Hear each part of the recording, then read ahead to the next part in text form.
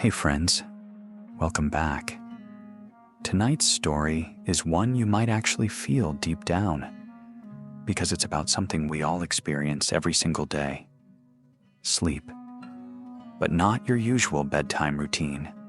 We're going way back, like really back, to the Middle Ages to explore how people slept in a world without memory foam, without blackout curtains, and definitely without melatonin gummies.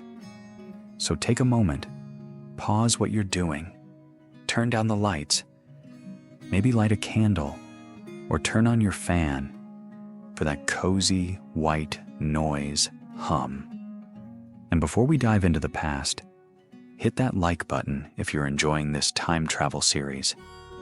I also want to know, what time is it where you are right now? Are you watching this from your bed? Maybe on your phone in the dark? Drop it in the comments. I love seeing who's out there with me in the night. Okay, let's begin. So here's the setting. Medieval Europe, maybe around the 14th century. It's winter. You're a peasant, or maybe a monk, or a merchant. When the sun sets, that's your signal. It's bedtime. No streetlights, no evening TV shows, and certainly no scrolling through TikTok. It's cold, maybe freezing. Your bed isn't even really a bed. It might be a pile of straw or a wooden platform. You're probably sleeping in your clothes, sharing a space with your whole family. Maybe even your animals are in the same room. And as wild as that sounds, that was just life. And here's where it gets really interesting. Medieval people didn't sleep all night in one go. Instead, they practiced something called segmented sleep. You'd go to bed not long after dark, sleep for about 4 hours, and then, like clockwork, you'd wake up. Not because of nightmares or insomnia, but because that was just how sleep worked back then. This first period was known as first sleep. After that, there was a break, a waking period, a peaceful, silent time in the middle of the night, usually lasting about 1 or 2 hours. And people used this time to do all sorts of things. Some prayed, some wrote in journals or read religious texts by candlelight. Some got up to check on their animals or stoke the fire.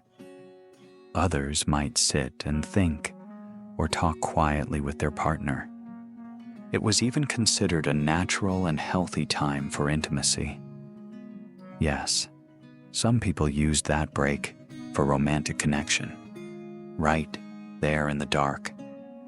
In fact, some texts from the era talk about this time almost as a sacred window, a quiet interlude where the mind was calm, the world was still, and thoughts could settle.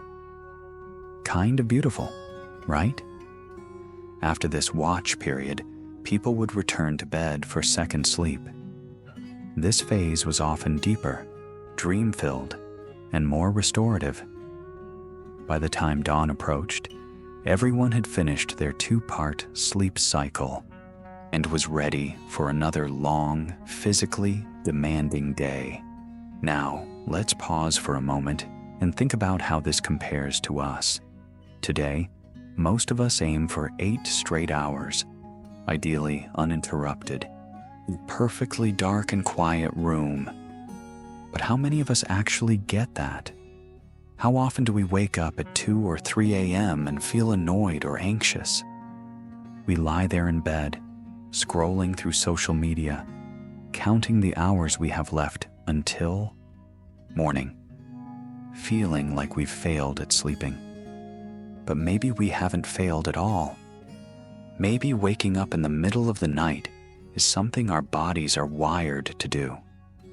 Maybe, just maybe, medieval people were onto something that we've forgotten. There's even some research that supports this.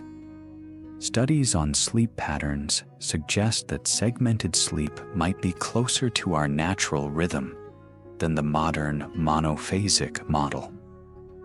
In fact, our ancestors might have had a more relaxed, flexible approach to rest, using the night for not just sleep, but reflection, stillness, and connection. Now, let's not romanticize it too much. There were downsides. These people didn't have central heating, so nights were cold. Bedding was rough, fleas and lice were common, and if you lived in a town, nighttime could be dangerous. Fires, thieves, even supernatural fears kept people on edge. Sleep wasn't always safe or easy, but despite that, it had structure, and more importantly, it had meaning. People respected the night. They worked with it, not against it. Think about your own sleep habits for a second. If you wake up at night, do you panic? Do you instantly grab your phone, check the time, feel the anxiety creep in? That's modern life talking. The pressure to sleep perfectly, efficiently, without interruption. But imagine if, instead, you got up. Not to scroll or stress, but just to sit. Breathe. Maybe write down a few thoughts. Make a cup of tea. Stretch. Do something small. And then, when your body feels ready, go back to sleep. Not as a chore, but as a return. Of course, we have jobs and schedules and alarms that medieval folks didn't deal with. We can't always embrace a two-phase sleep without consequences. But we can reframe our thinking. We can learn to stop fighting our rhythms and start listening to them. That's the real takeaway here. Medieval people didn't have sleep hacks or smart mattresses, but they had rhythm. They had rituals. And they had an intimate relationship with the dark that we've mostly lost in our bright, noisy, always-on world. Maybe tonight, when you wake up at 3 a.m., you'll think back to them. Maybe you'll try to embrace the quiet instead of fearing it. Maybe you'll find peace in the pause. And maybe, just maybe, the way they slept wasn't so weird after all. You're still adjusting to the rhythm of this medieval sleep cycle. The sound of distant farm animals, the crackling fire, and the hum of whispered prayers all come to life in your mind. It's almost like you've stepped into another world, one where night isn't just about sleep, but about reflection, work, and even intimacy.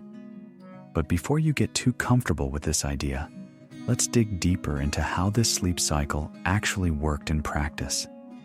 You've got to realize, waking up in the middle of the night wasn't as cozy as it sounds. After what people called first sleep, which was usually about 4 hours long, you woke up to the cold, eerie stillness of the darkened night.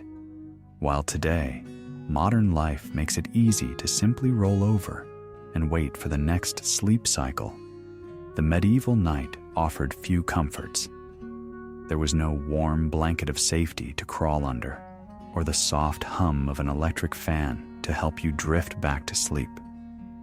Instead, you would be met by a chill in the air, the faint smell of wood smoke from the fire, and perhaps the occasional snore from the person beside you.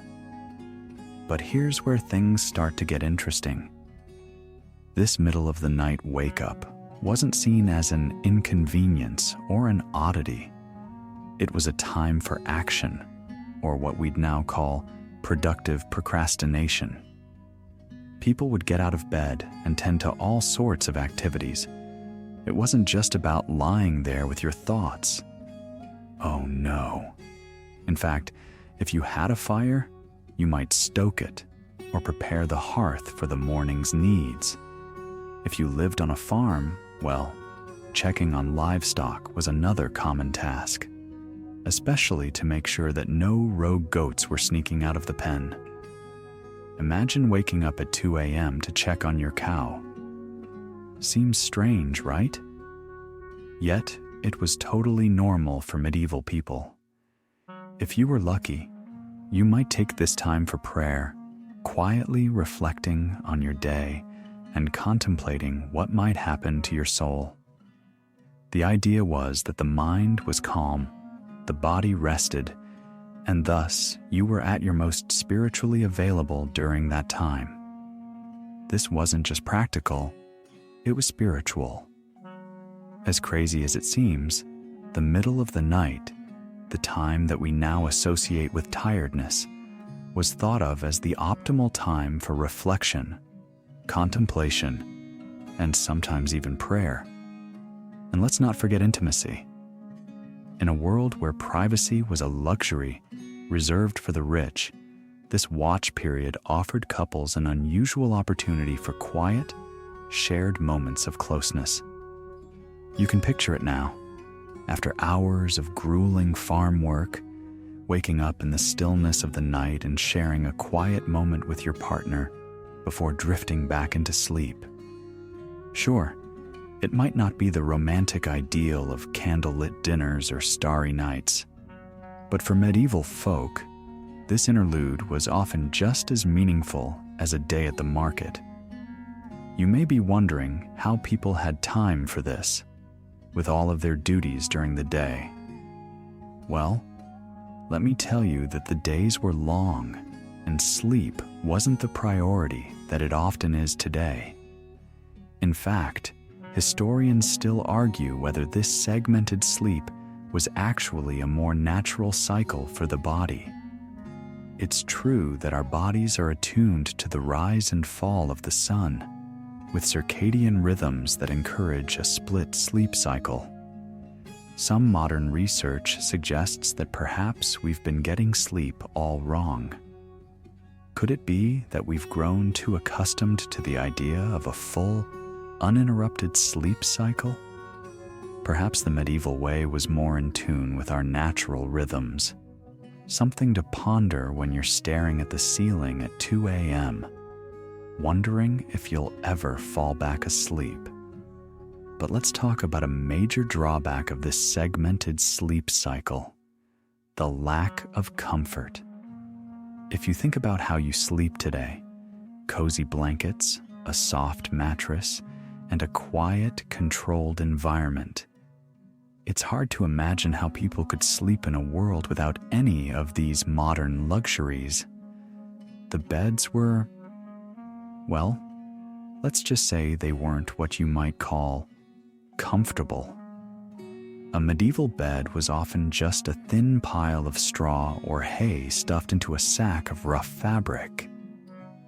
Even if you were lucky enough to have a mattress, it wasn't filled with the luxurious foam or down feathers we're accustomed to today. Straw mattresses were common, and if you didn't have the luxury of a proper mattress, you just slept directly on the straw, cold, hard, and full of bugs. That's right, bugs. Lice, fleas, and other creepy crawlies were practically roommates for medieval peasants. If you didn't have a mattress, it was likely infested with all sorts of unwelcome guests. You were essentially sharing your bed with whatever decided to make it home for the night. And if you did have a mattress, it wasn't much better. Even wealthy families didn't escape the nightly discomforts of bed bugs. So, while the middle of the night might have been a time for reflection and prayer, it was also a time to scratch, shift, and deal with the constant discomfort of living with pests. So, how did people handle all this discomfort? Surprisingly, some even found ways to make peace with it.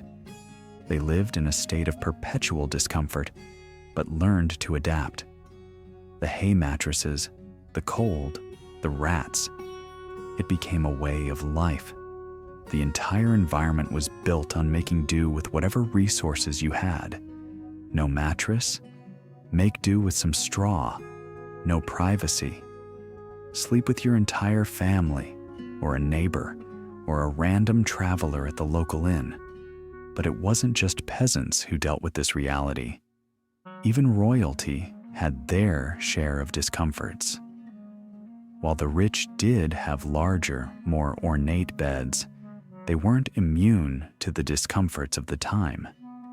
Their beds may have been made of wood, with fine linen sheets, but the lack of proper heating meant cold drafts that seeped in through stone walls. And even their beds weren't safe from the occasional mouse or flea. Life was hard for everyone, in different ways.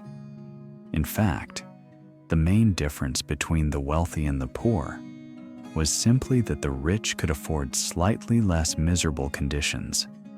Nothing more, nothing less. Now that you've gotten a taste of how medieval people lived, you're probably wondering, how did they survive it all? With all the discomfort, the cold stone walls, the fleas, and the shared beds, it must have been hard to get a decent night's sleep, right? Well, you're right. Medieval sleep was far from ideal, but the people of that time adapted in ways that may seem strange, even hilarious, to us today.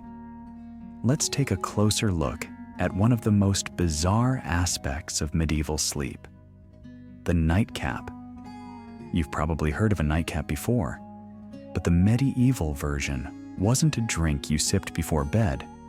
It was a hat. Yes, a literal hat.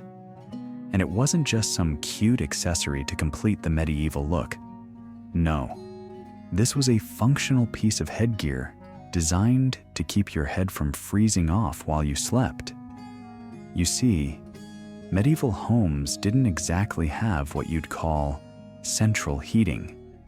In fact, the heating system was often little more than a fireplace or a small stove that barely did the trick in the dead of winter. Stone walls, thatched roofs, and thin animal horn windows didn't help much either. So, if you wanted to survive a night in the medieval cold, you had to get creative. Enter the nightcap, a long, often ridiculous-looking piece of fabric that covered your head while you slept. These nightcaps weren't just for warmth, either. They also had social significance. In some regions, married women were expected to wear them at all times, even while they slept. And, depending on the quality of the fabric, the style and color of your nightcap could tell others a lot about your social status. You could walk into a room and immediately identify someone's wealth based on their nightcap, which is probably the weirdest form of social signaling you could imagine. It was like a medieval version of a designer brand. Want to look rich? Wear a fancy nightcap. Historians still argue whether the nightcap was purely for warmth or whether it also had a spiritual or modesty-based role. Some believe it helped maintain modesty, particularly for women, while others argue it was more about keeping your head warm in the freezing cold. Regardless of the reason, one thing's for sure: these hats weren't exactly stylish, but they were essential. The medieval nightcap wasn't the only odd accessory people used for warmth either. In fact, if you look at medieval sleep from a modern perspective, you might think everyone was just constantly freezing. But these people didn't have the luxury of thick, puffy winter coats or insulated sleeping bags. Instead, they relied on layers upon layers of clothing. And when I say layers, I'm talking about multiple tunics, often worn on top of each other. Think of it like medieval version of a sleeping bag. If a sleeping bag was made out of wool and smelled like livestock. Even the wealthy, despite their grand beds and fine sheets, still had to contend with the cold. Sure, they had bigger, more comfortable sleeping arrangements, but they didn't exactly have an electric blanket to keep them warm at night. And remember, Medieval homes had no indoor plumbing, so that drafty room you're picturing, it was very real. Every night, people bundled up as best they could, hoping that they wouldn't wake up in the middle of the night with a frozen nose, or worse, a frozen soul. Now, before we dive deeper into the strange rituals of medieval sleep, let's talk about something even stranger: sleeping with livestock. Imagine sharing a bed with a pig. Sounds like a nightmare, right? But for medieval peasants, this was a common reality. People lived in single-room homes where the kitchen, living space, and sleeping area were all combined.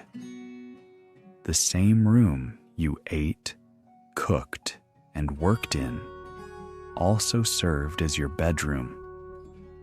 And if you were lucky enough to own a cow, goat, or pig, there was a good chance you shared that bed with them too. The reason? Warmth. You see, animals generate body heat, and in a world where central heating didn't exist, having a warm body in your bed, whether human or animal, was a matter of survival. The livestock wasn't just there for companionship. They were there to help you stay alive during the cold winter months. A cow or a pig might raise the temperature in the room by a few degrees, which in January felt like a miracle. But it wasn't always as cozy as it sounds. Animals are messy, noisy, and downright uncooperative when it comes to sharing a bed. Sure, a large dog could keep your feet warm, but a goat? Not so much. And yet, people learned to adapt. They slept with livestock not out of preference, but out of necessity. And it wasn't just in the winter. If you lived in a rural area, there were no barns or separate stables for your animals. The animals and humans coexisted in the same confined space, side by side. Sure, you might wake up with a hoof in your face, but at least you'd have made it through the night. And if that hoof was too much to handle, well, there was always the smell of manure to distract you. This close relationship between people and their animals was more than just practical. It was also spiritual. In many cases, animals were considered sacred, and their presence in the home was thought to offer divine protection. After all, who needs an angel when you've got a pig keeping you warm at night? Animals weren't just a source of warmth and food. They were part of the family, playing a central role in the spiritual and social fabric of medieval life. Historians still argue about whether sleeping with livestock was the result of necessity or tradition, but it's clear that people didn't have the luxury of choosing. They made do with what they had, adapting their lives to the reality of medieval times. And as much as we might cringe at the thought of sharing our bed with a goat, there's something oddly comforting about the simplicity of it all. No complicated gadgets, no high-maintenance sleep rituals, just people doing their best to stay warm and survive. By now, you're probably getting a sense of how different life was in the medieval world, especially when it comes to sleep. You've got people waking up in the middle of the night, checking on their livestock, praying, and even spending quality time with their partners, all while dealing with a lack of personal space and comfort. But there's more to this medieval sleep experience than just waking up for the occasional midnight snack or tending to your animals. If you think you've heard all the weird sleep habits, you're only scratching the surface. Let's dive into some of the bizarre sleeping conditions and traditions that made medieval sleep even stranger than we've already explored. First, let's talk about the bed itself. Now, the idea of a comfortable bed might seem like an oxymoron in the medieval world. Sure, you could have a bed with a wooden frame if you were wealthy. But don't get too excited. These luxurious beds were often drafty and lacked any form of cushioning beyond a thin mattress of straw or hay. In fact, many people slept on the floor with little more than a few blankets. This wasn't the soft, cushioned luxury of modern mattresses with memory foam or pillow tops.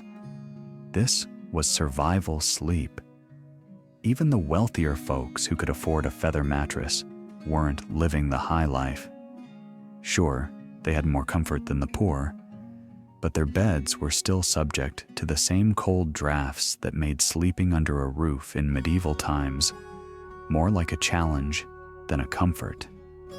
And, much like their peasant counterparts, these wealthy folks had a battle on their hands with bedbugs, fleas, and lice. These pests were more than just an inconvenience. They were an integral part of medieval sleep life. In fact, lice were often so common that they became almost a symbol of the medieval experience. No one was safe from their relentless presence. Let's take a moment to think about the hygiene, or should I say, lack of hygiene, that played a role in this medieval sleep experience. The idea of personal cleanliness was radically different from what we think of today. Regular baths weren't part of everyday life. In fact, most people in the medieval period bathed only a few times a year, which is more than a little disturbing to imagine. What we might think of as basic hygiene was considered more of a luxury than a necessity. People didn't really scrub down with soap and hot water. Instead, they'd just wash their hands, face, and maybe a few other parts. But that was pretty much it.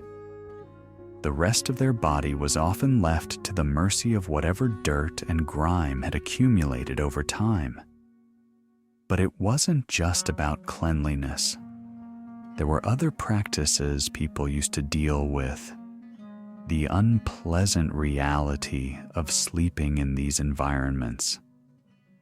For example, many people wore nightcaps, not just to keep their heads warm, but also to prevent lice from getting into their hair.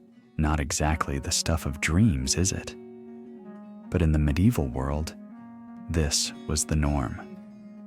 On top of all this, people had to sleep in close proximity to family members, sometimes even sharing a straw pile with children, grandparents, and the occasional cousin who had come to visit. Privacy was a rare commodity, and the idea of having your own space to sleep was practically unheard of unless you were very wealthy. Even then, privacy wasn't guaranteed. It was common for families to share beds, not just for warmth, but out of necessity. And it wasn't just humans sleeping together. In fact, animals often slept in the same room, if not in the same bed. You might be surprised to learn that medieval homes were basically a communal living space where animals and humans coexisted in a haphazardly organized fashion. And here's something that might completely throw you off. Bed sharing was so normalized that people didn't even see it as unusual. In fact, it was common for strangers to share a bed at the local inn. When travelers arrived at an inn, they didn't just get a room to themselves. Instead, the innkeeper would give them a spot in a shared bed, often with complete strangers. Can you imagine that? After a long day of traveling, you're ready to rest. But instead of a quiet, peaceful sleep, you're trying to share space with someone you don't even know. What's more, it wasn't considered rude. In fact, it was just practical. The inns were overcrowded, and beds were in high demand.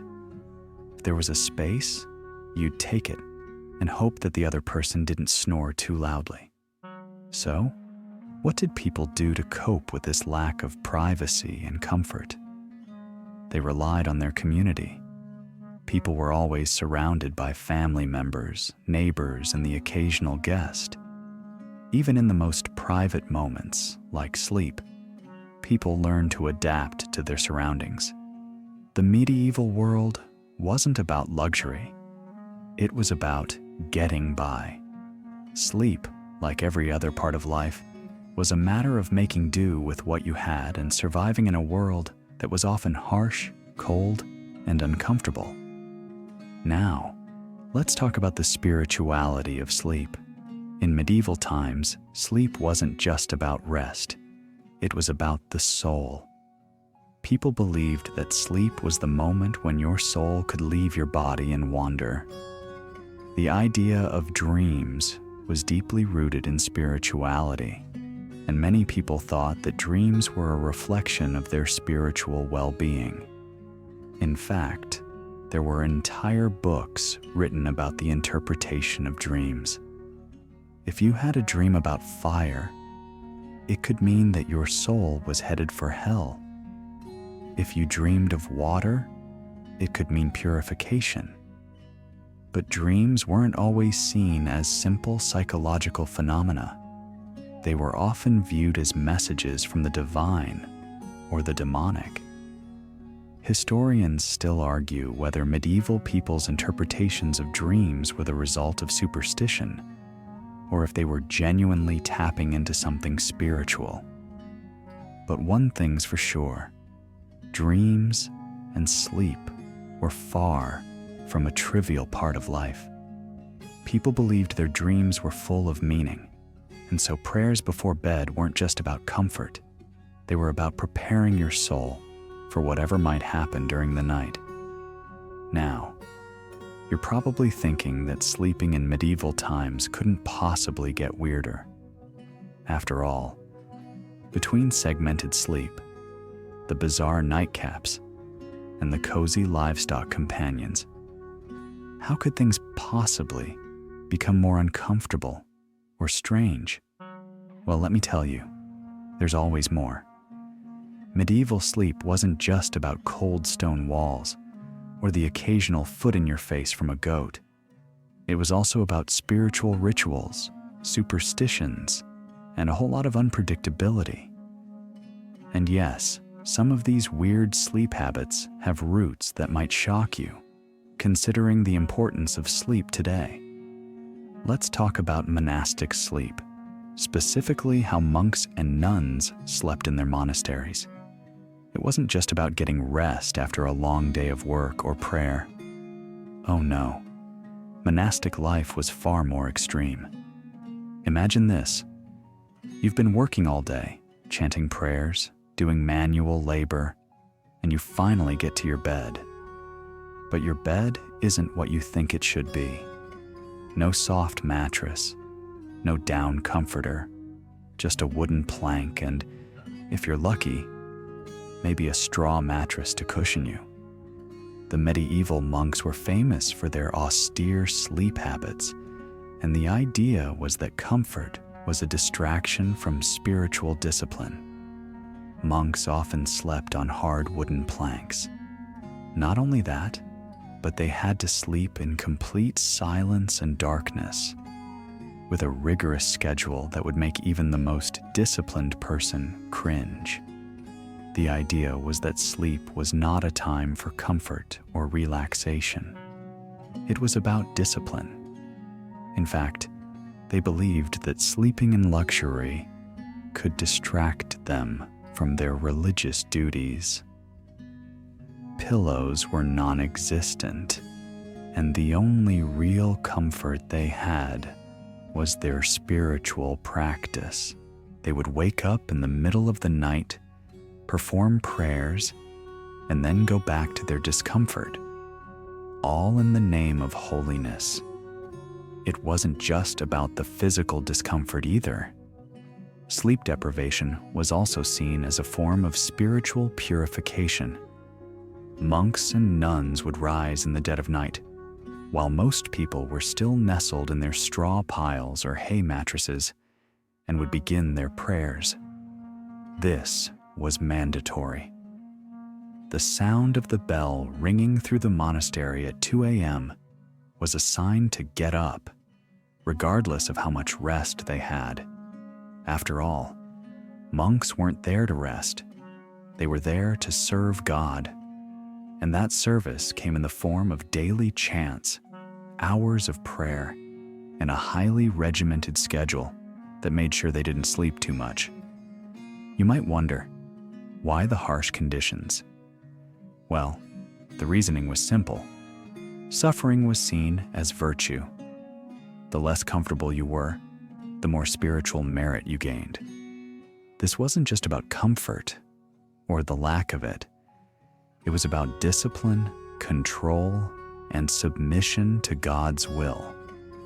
The fact that a monk could sleep in such conditions, wake up, and function throughout the day without complaining was seen as a reflection of their deep faith. Of course, we can't talk about medieval sleep without mentioning the night prayers. As you've probably guessed, sleep in the Middle Ages wasn't just about turning off the lights and falling into dreamland. Before bed, people would pray. And sometimes, they'd even pray in the middle of the night, especially if they were concerned about their eternal soul.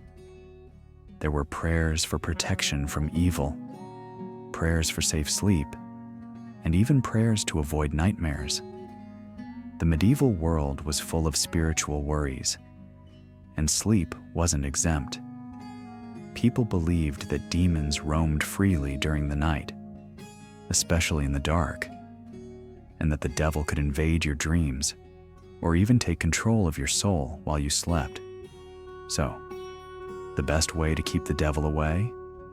Prayers before bed, often recited in unison by the family.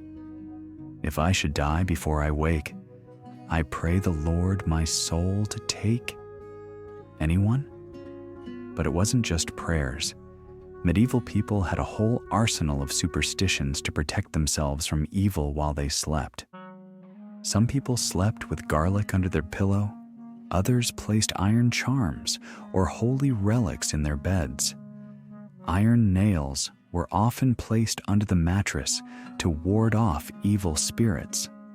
They also believed that if you slept with your feet uncovered, you might be inviting the devil in, as he could easily slip into your bed and possess your body. There were specific rituals to ward off witches and protect oneself from bad dreams, including sprinkling holy water around the bed or sleeping with a crucifix by the pillow. But not all of these superstitions were solely about sleep. Some of them were simply social. If someone was seen sleeping alone, they could be thought of as strange or even suspect. A person who slept by themselves, especially a woman, was seen as vulnerable to temptation, and therefore, the act of sleeping together was often ritualized in a communal fashion to ward off loneliness, evil spirits, and even the possibility of moral decay. Families shared beds, strangers shared beds. Privacy wasn't a thing. Instead, survival came in numbers. Having a full house of sleepers was considered safer, and more importantly, morally proper. You might find yourself wondering about how sleepwalking fit into this medieval landscape. After all, sleepwalking today is usually written off as something that happens occasionally due to stress or sleep deprivation. But in medieval times, sleepwalking was seen as something far more sinister. It wasn't just about wandering around the house or accidentally tripping over a chair. It was about spiritual possession. The medieval world was so steeped in fear of the supernatural that if you sleepwalked, people might assume that your soul had temporarily left your body and that something demonic had taken its place. Exorcisms were performed on those who exhibited signs of nocturnal wandering, in the hopes of bringing the person's soul back to their body before it became too corrupted. Historians still argue whether sleepwalking was understood as a medical condition back then, or if it was genuinely seen as an indicator of spiritual problems. But one thing is for sure: medieval sleep was about far more than just resting. It was a time filled with rituals, superstitions, and in many cases, a fear of the unknown that seeped into every aspect of life, including the most basic human activity: sleep. By now, you're starting to get a pretty clear picture of medieval sleep. It wasn't just about getting rest after a long day. It was about survival, spirituality, and a whole lot of superstition. But there's one more thing you need to understand about medieval sleep: the way people lived through the night, not just the way they slept. And I'm not talking about simply surviving the cold or the discomfort of straw mattresses. I'm talking about the nighttime activities that kept people awake and active during the night hours. Let's start with the night watch. No, I'm not talking about that moment when you wake up to check your phone in the middle of the night. Although that's definitely a modern form of night watch. Back in the medieval world, there was actually a structured night watch that involved guarding the town or village during the hours when everyone else was asleep. Towns had a night watchman, and it wasn't just about keeping an eye on the perimeter. He was there to ensure that no one got up to no good during the night. You might think the medieval night watch was a safety measure against intruders or criminals, and you'd be right.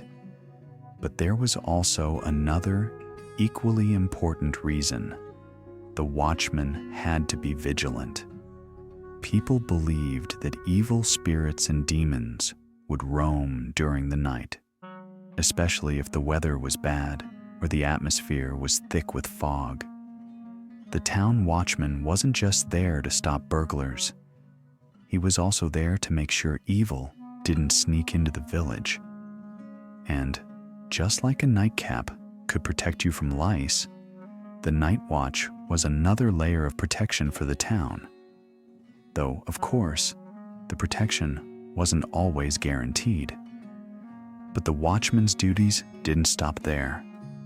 His responsibilities extended to the nighttime rituals of the village, too. He was the one who would ring the town bell at the beginning of the night, signaling it was time to go to bed. And while that sounds like a quaint little ritual, it also had some deeper meanings. You see, the bell wasn't just an announcement of curfew. It was also a reminder that the night was a time for rest. However, it wasn't always about quieting things down. During the medieval period, especially in more rural areas, the nighttime was often louder than the day. The sounds of animals, the faint noise of activity, and sometimes even the clanging of metal from people working into the night were common.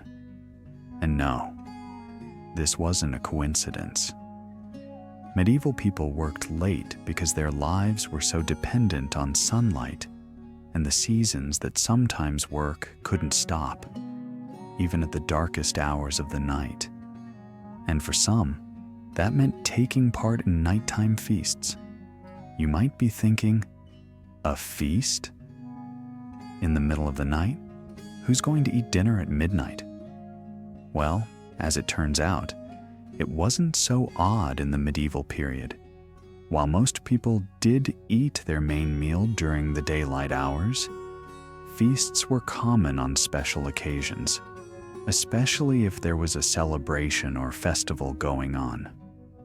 But if you think of it in terms of our modern social lives, You can think of these events as a medieval version of night owls.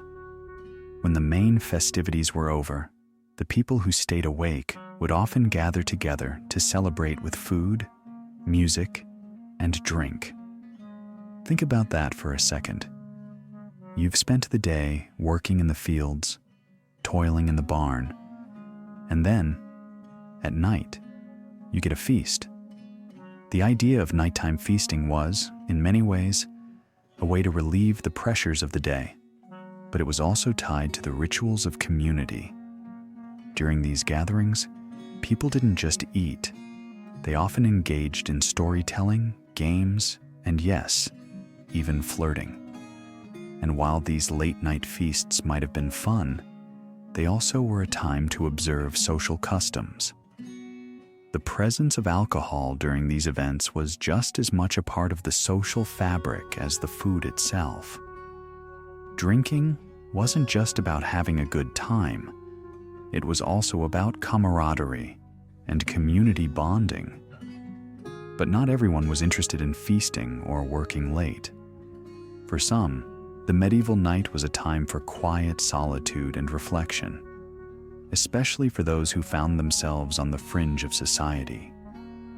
If you were an outsider, someone without a home, or even a widow, you probably spent your nights in solitary prayer or meditation, seeking protection or comfort from the hardships of life.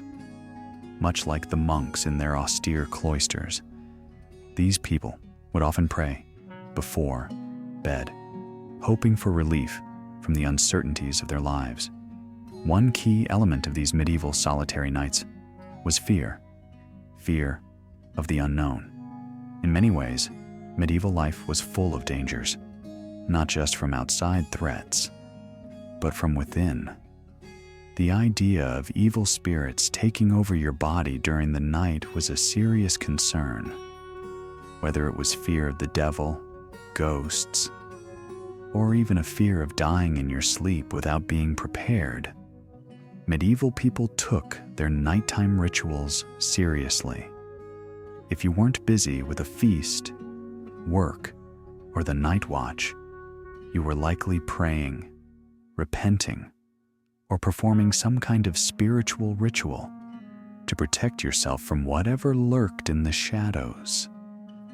Historians still argue whether these night rituals were born from true belief or from the fear of the unknown that characterized the medieval period. But what's clear is that the night was not just a time for sleep. It was a time of spiritual warfare, with people warding off evil, seeking solace, and hoping for protection.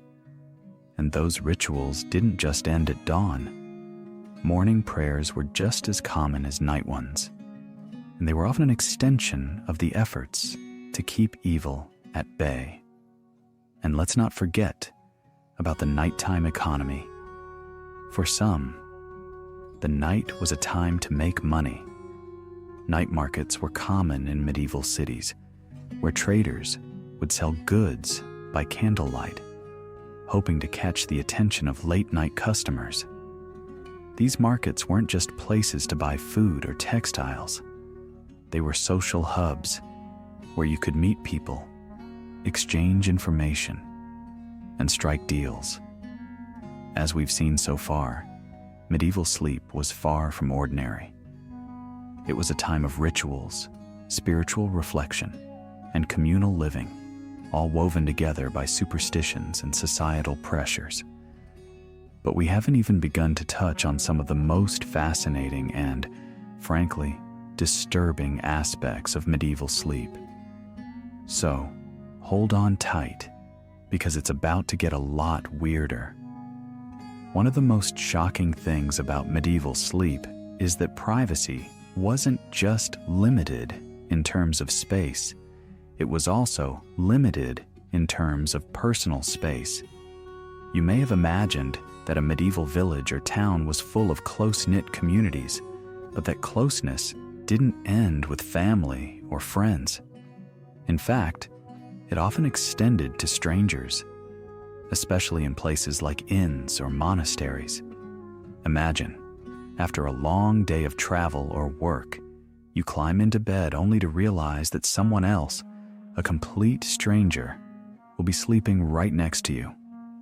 Privacy was a luxury only available to the wealthiest, and even then, it didn't extend to the level we understand today. At an inn, for instance, guests often had to share beds, sometimes even with multiple people. The practice of bed sharing wasn't just for warmth, it was a matter of economy. It was too expensive to rent out an entire bed to just one person, and so, inns created a system where people would double up, or even triple up, in a bed. It wasn't uncommon for someone to have to share a bed with strangers, sometimes having no idea who they were. Now, I'm sure you're thinking, how could anyone sleep like that?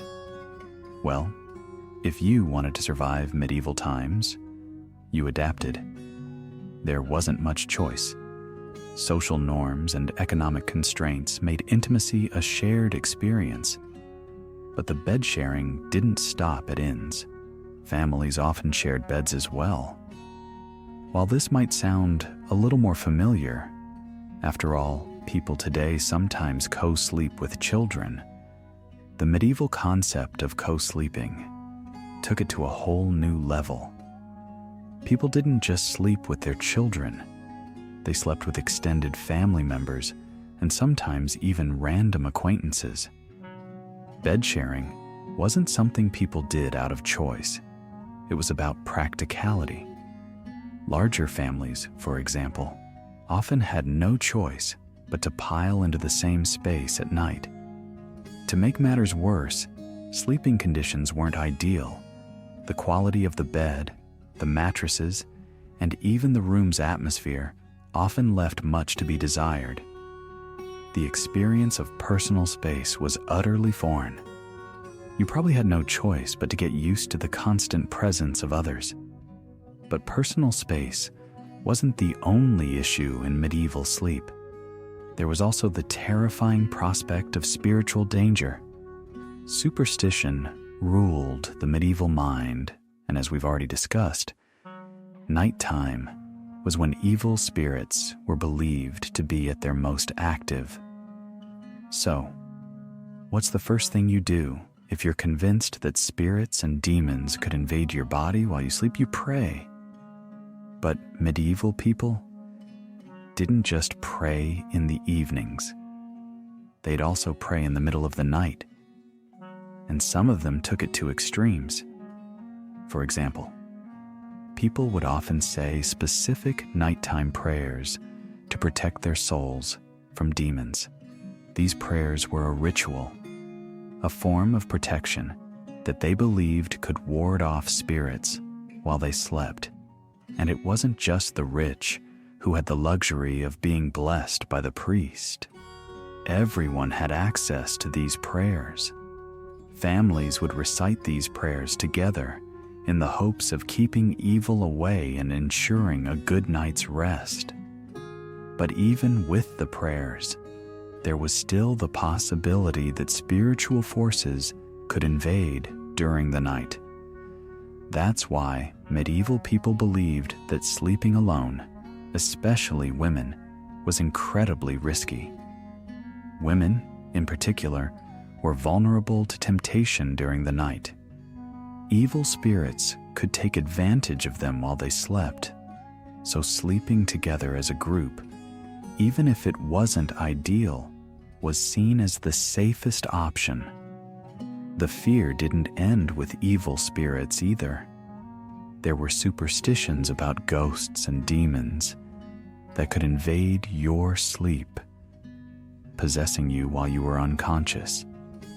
Imagine waking up in the middle of the night, feeling uneasy, only to find out that the strange sensation was caused by the devil himself.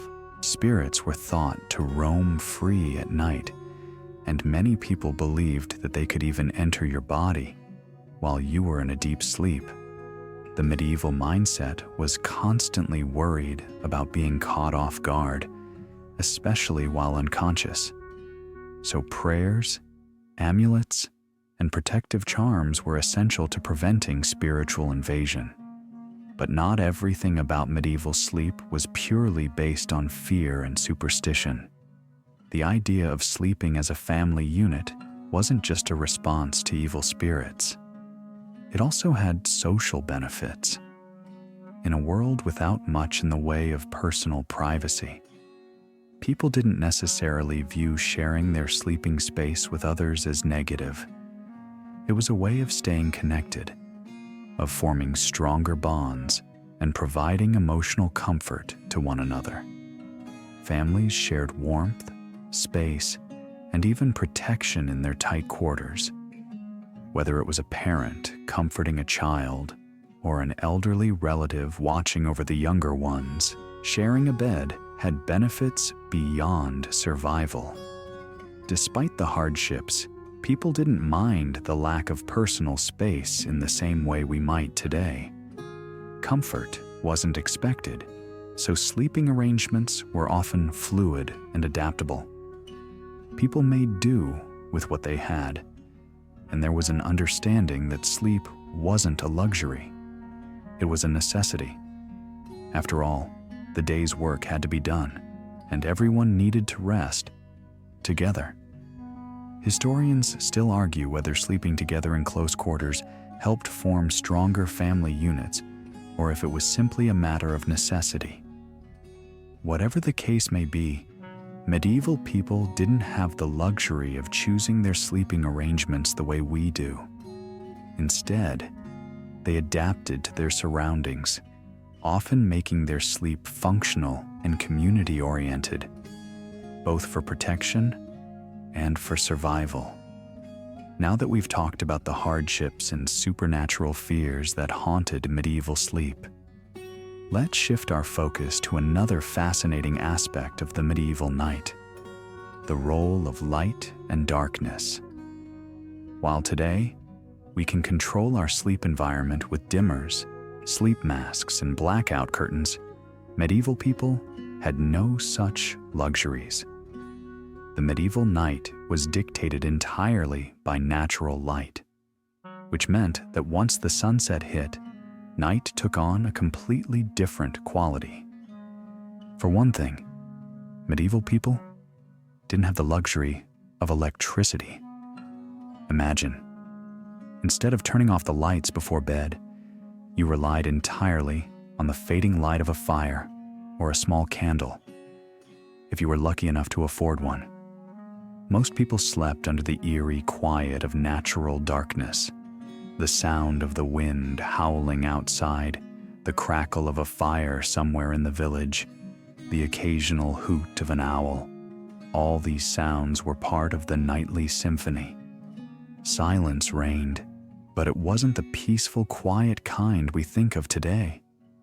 No, medieval silence was alive with uncertainty, with fears lurking in the shadows. At night, everything was obscured, and the lines between the real and the supernatural blurred. This isn't just the fear of being alone in the dark.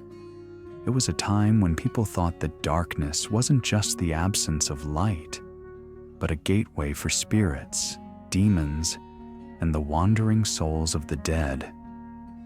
If you were a medieval person, nighttime wasn't just time to sleep.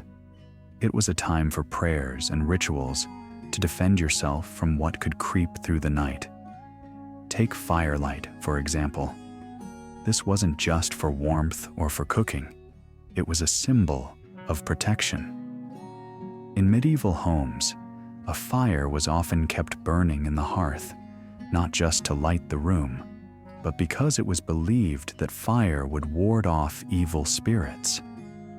People even hung herbs like garlic or rosemary above their doorways and around their beds, hoping to keep the devil or other dark forces at bay. If a flame flickered or a log cracked in the middle of the night, it wasn't just a sound. It could be a sign that something supernatural was stirring in the darkness. Historians still argue about the level of superstitions that influenced daily life. Was it just a coping mechanism? A way to deal with the unknown? Or did medieval people truly believe that demons and spirits lurked in the shadows of their homes? The fact that we even have records of these beliefs tells us that darkness in medieval times wasn't just a nuisance. It was something to be feared and respected. Now, let's talk about another important part of the medieval night: the sounds. In today's world, we have white noise machines, fans, and the hum of appliances that can lull us to sleep. But medieval people didn't have these comforts. Their nights were filled with the sounds of creaking wood, the rustling of animals, and the crackling of fires. But beyond that, the soundscape was also filled with the clatter of armor, the murmur of prayers, and perhaps most eerie of all, the echoing of church bells. The church bell wasn't just a marker for religious events.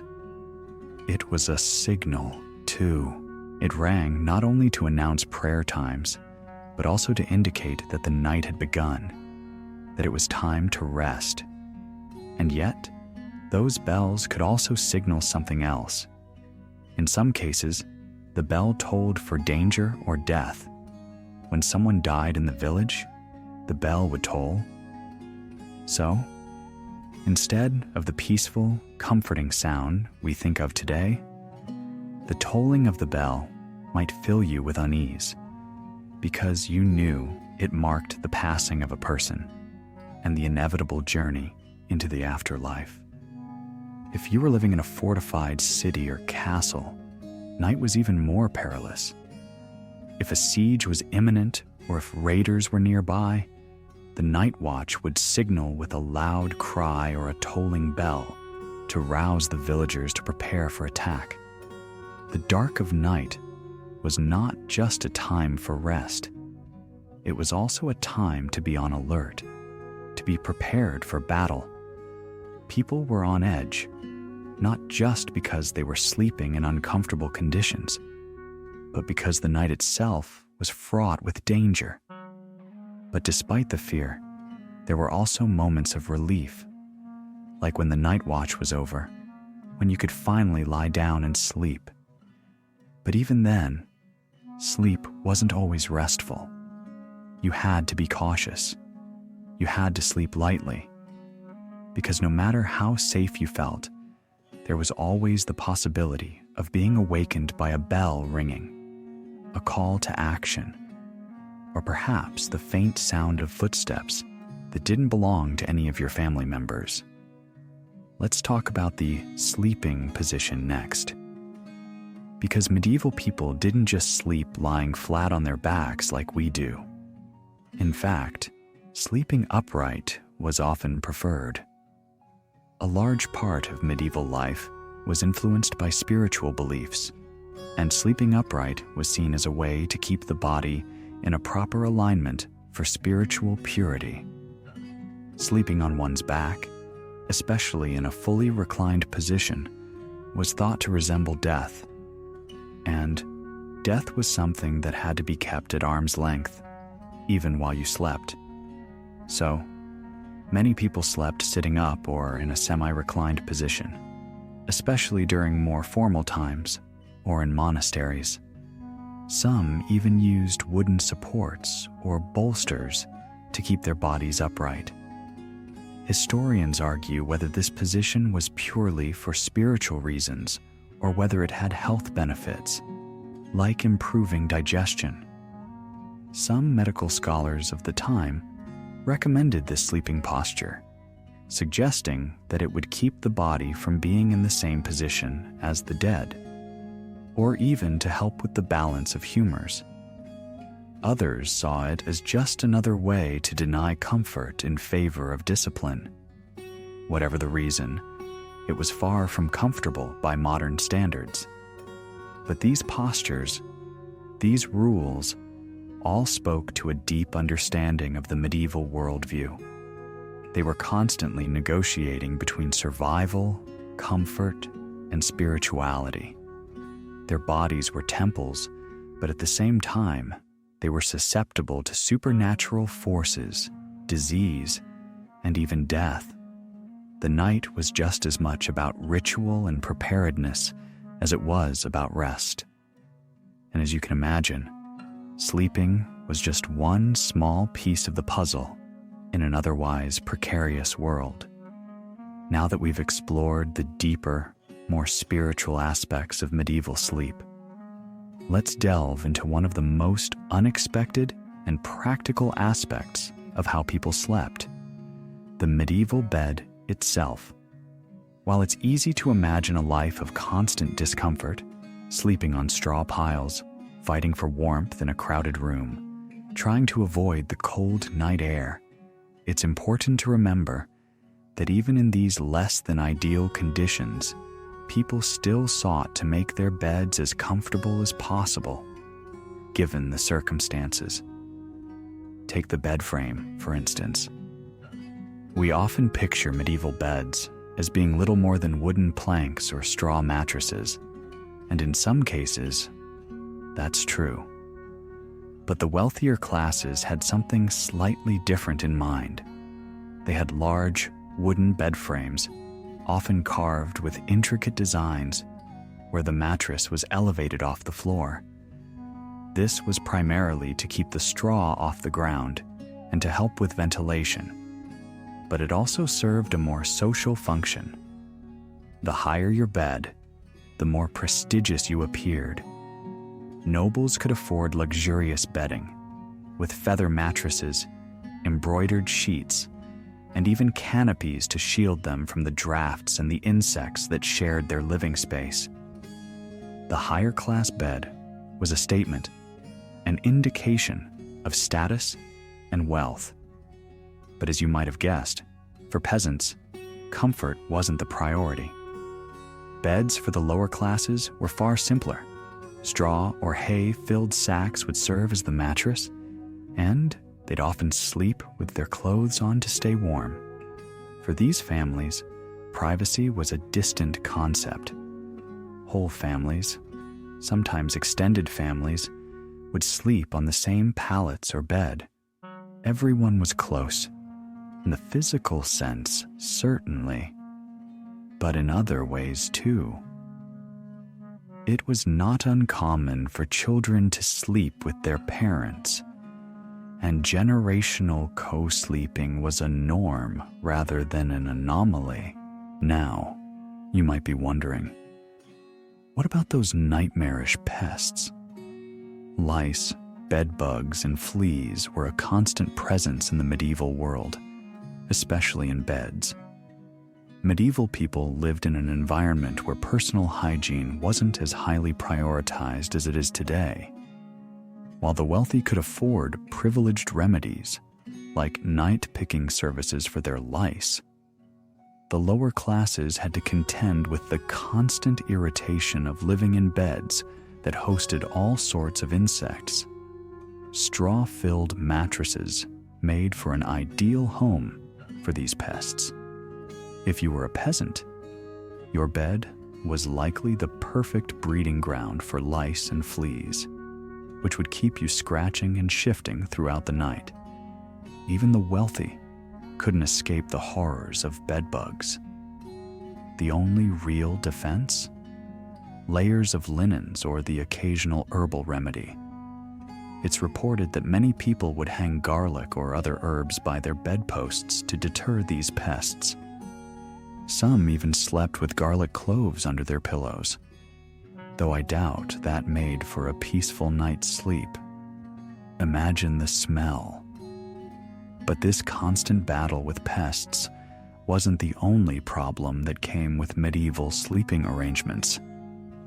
There was also the matter of the temperature. As we've already discussed, medieval homes weren't equipped with modern heating systems.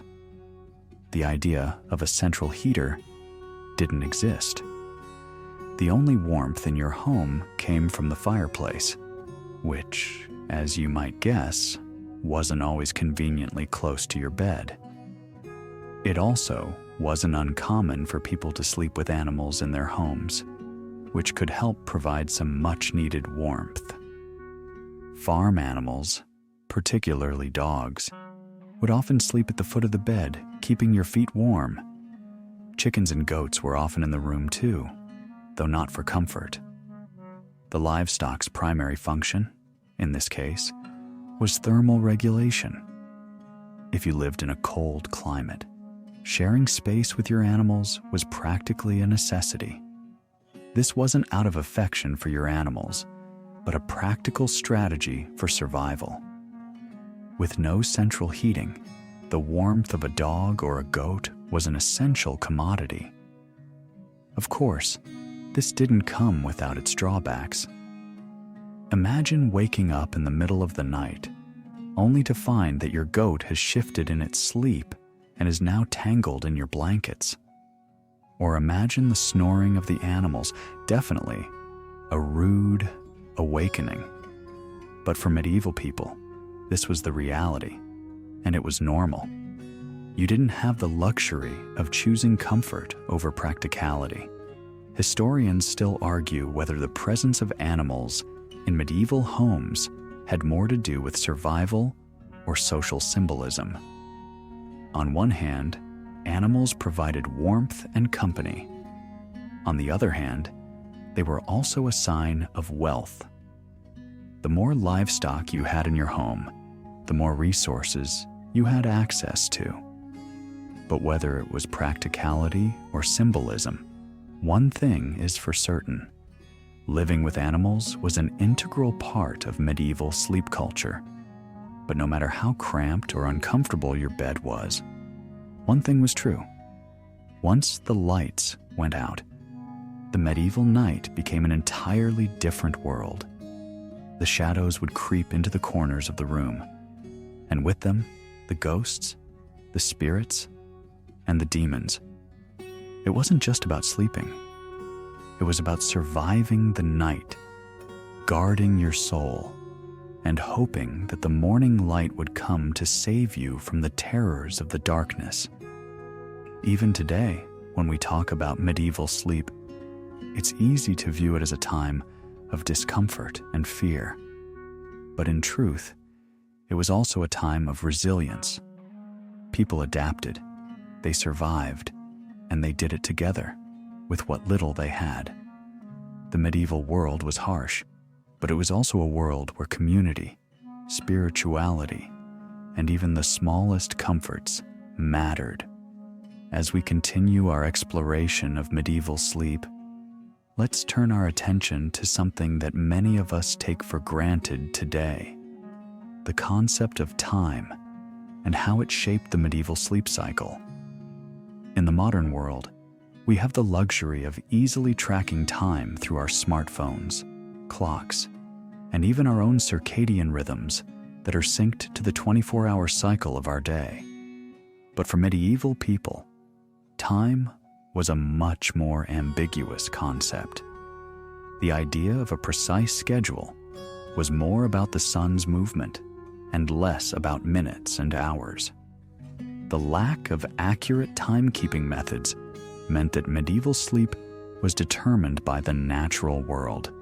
Most people woke up at the crack of dawn, thanks to the rising sun, and went to bed when the light faded, generally around sundown. The idea of a set, rigid sleep schedule as we know it today didn't exist. Medieval people simply slept when they could, and often in shifts. This means they experienced something known as segmented sleep, which is quite different from what we experience today. Segmented sleep was a common practice where people would sleep in two distinct parts during the night. Here's how it worked. You would first go to bed early in the evening and sleep for about 4 hours. After this first sleep, you'd wake up naturally, sometimes for as long as an hour or two. And then, once you were rested, you'd go back to sleep for the second half of the night. During this waking period, people would often pray, read, or perform household tasks like checking on animals or even socializing with neighbors. Historians still argue whether this two-part sleep was a natural sleep cycle that people adjusted to, or if it was a result of the lack of artificial lighting and the long, dark nights of the medieval period.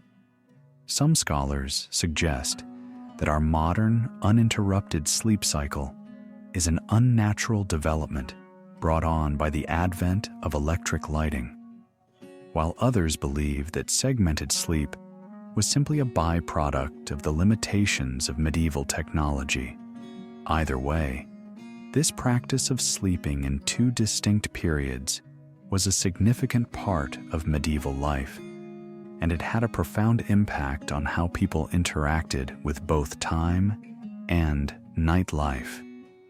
Now, let's think about how this segmented sleep system would influence the daily routines of medieval people. Nighttime wasn't purely a time for rest, it was also a time to engage with the world around you. In a time without the distractions of smartphones, television, or artificial light, people were much more connected to the world around them during the night hours. There were no constant screen distractions to keep people awake. Instead, the night was a time to turn inward and reflect or connect with the spiritual realm. Midnight prayer, or prayers of protection during the hours between the first and second sleep, were not only spiritual practices, but were also cultural norms. One of the most fascinating aspects of this segmented sleep is that people often saw the waking period between sleeps as an opportunity to engage in activities that would be considered unusual by today's standards. For example, some people took this time to visit neighbors. Imagine stepping outside into the cold of the night, walking down the street to chat with a friend, or even visiting a family member who was working late. This concept of nighttime socializing was completely normal in the medieval period, and in many ways, it offered a form of community bonding that was impossible during the day.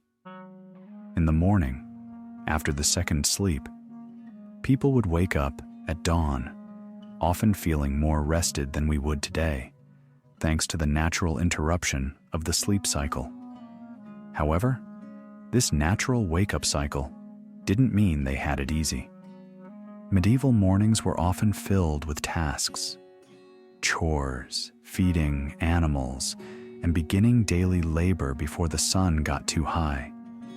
The daily structure was heavily influenced by the seasons and the available daylight.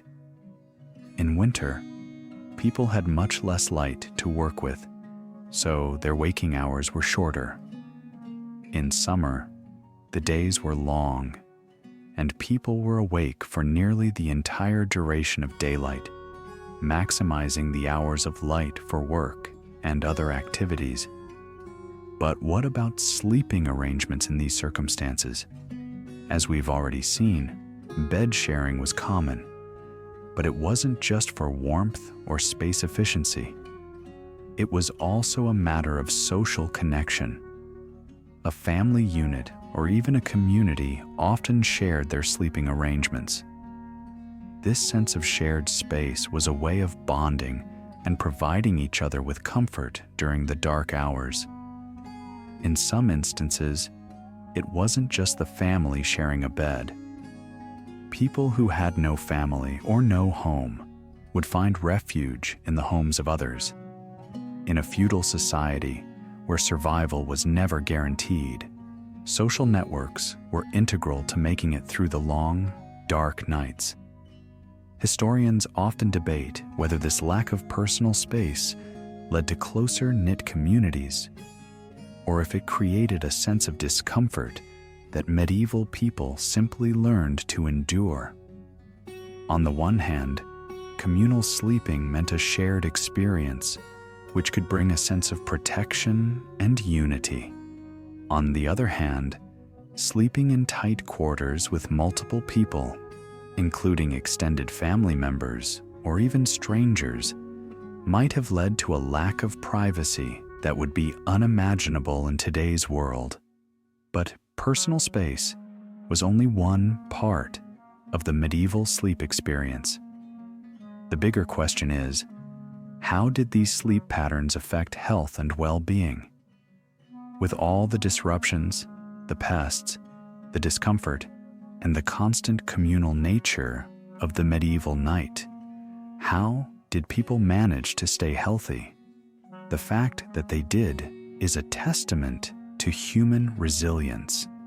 Now that we've explored the complexities of medieval sleep cycles and their communal nature, let's shift focus to something that might seem utterly foreign to us today: the nighttime activities that took place in the hours between first and second sleep. While modern folks might use this time to scroll through their phones, grab a midnight snack, or watch late-night TV, medieval people were far more practical with their waking hours. The time between the two sleep cycles wasn't just an annoying interruption for medieval people. It was an opportunity. Imagine waking up from your first sleep in the dead of night. What would you do? Would you toss and turn in the darkness, waiting to drift off again? Well, if you were a medieval person, you probably wouldn't be doing that. Instead, you might take the time to pray, check on your livestock, or even visit your neighbors. Yes, you read that right. People would socialize in the middle of the night. This practice of waking up for an hour or two in the middle of the night was not only normal, but expected. It was considered a time of spiritual reflection, as well as a time for personal connection. In fact, during this time, many people would perform spiritual rituals like prayers or devotions. Medieval monks and clergy were particularly known for their midnight prayers. It was believed that the hours between first and second sleep were when the soul was most vulnerable to evil spirits and demonic influence. So people would take extra precautions by performing rituals to protect themselves. But this wasn't just limited to religious folks. Even commoners, especially in rural areas, would use this time to engage in spiritual practices. It was a way to feel connected to something bigger than themselves. One particularly fascinating ritual was called the watch, where people would wake up and keep vigil, often in complete silence, for an hour or two. In some instances, the watch was a family event, with each member keeping quiet and praying or reflecting on their day. This was not an individual act of reflection, but a communal activity. The family, or even the local community, would share in this moment of introspection. Not only was this a time for spiritual protection, but it was also an opportunity to bond with loved ones and neighbors, creating a sense of shared experience and communal strength. Historians are still debating the social and psychological impact of such rituals. Was this just an effort to ward off evil spirits? Or was it a way of dealing with life's uncertainties? Some argue that the practice of waking up in the middle of the night for prayer or reflection was a coping mechanism for the stress of medieval life, filled with uncertainty, disease, and fear of death. Others believe that it was purely a spiritual act deeply tied to medieval religious convictions. Either way, it is clear that these rituals provided a way for people to manage the constant threat of supernatural forces while finding comfort in shared traditions. But not all medieval nighttime activities were spiritual in nature. There was, believe it or not, a fair bit of romance happening during the hours of segmented sleep. In fact, medieval physicians and marriage guides often suggested that the midnight wakefulness was the perfect time for intimacy between spouses. It was a time when both partners were rested, and the calmness of the hour was thought to be conducive to closeness. Let's face it, given the fact that privacy was limited, finding a time for quiet and intimacy could be quite a challenge. Now, you might be thinking, why was that the best time for intimacy? It turns out that medieval people believed that physical closeness in the middle of the night could create a special bond. After all, your partner was probably the only other person in your tiny bed. So, while many people used their second sleep to catch up on rest, others found the night to be the perfect time for a little romantic connection. It's interesting to think that while modern society often prioritizes privacy and independence, medieval people found community and togetherness in their sleeping arrangements, even during intimate moments. It's also worth noting that medieval life was filled with hardships, sickness, famine, war. So the opportunity for connection during these vulnerable moments likely played a role in maintaining a sense of emotional security. In many ways, it was an act of resilience, finding comfort in each other despite the harsh realities of the world. Of course, medieval communities were not just about family and spirituality. The hours between first and second sleep also created a unique opportunity for socialization. People would often leave their homes and visit neighbors during these midnight hours. This wasn't just to talk about the weather or swap gossip. It was a time for people to check on each other, especially in rural areas where there wasn't always a clear sense of social order. These nighttime visits weren't only about hospitality or kindness, they were also about community survival. Medieval communities were tightly knit, but they were also full of competition and survival struggles. These nighttime gatherings were a way to foster trust and ensure that everyone was surviving the difficulties of medieval life. It was important to check in on your neighbors, especially in communities where resources were limited. Sharing food, information, and emotional support could make a huge difference in these tough times, and the night was the time to do it. When the day's work was over, and people had a little space to focus on each other. Historians are still uncertain whether this nighttime socializing was strictly necessary, or if it was simply a cultural preference. Some argue that it was a practical response to the darkness and quiet, while others believe it was driven by a deep-seated need for connection in a world that was often unpredictable and dangerous. Regardless of the cause, the fact remains that medieval people found ways to adapt to their world, turning even the middle of the night into an opportunity for connection, spiritual reflection, and romantic bonding. As we now venture deeper into the intricacies of medieval nightlife, let's take a moment to examine something that seems oddly modern in its essence: the impact of sleep deprivation and how medieval people dealt with it.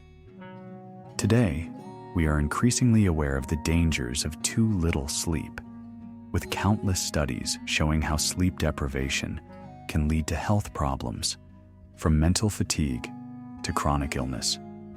In medieval times, however, the concept of sleep deprivation wasn't so much a medical issue. It was a fact of life. Think about it. With no artificial light, Nighttime was a shared experience. It was a natural cycle. When night fell, everyone rested, and when the morning came, everyone woke. Sleep deprivation wasn't the result of binge-watching TV shows or spending hours on social media.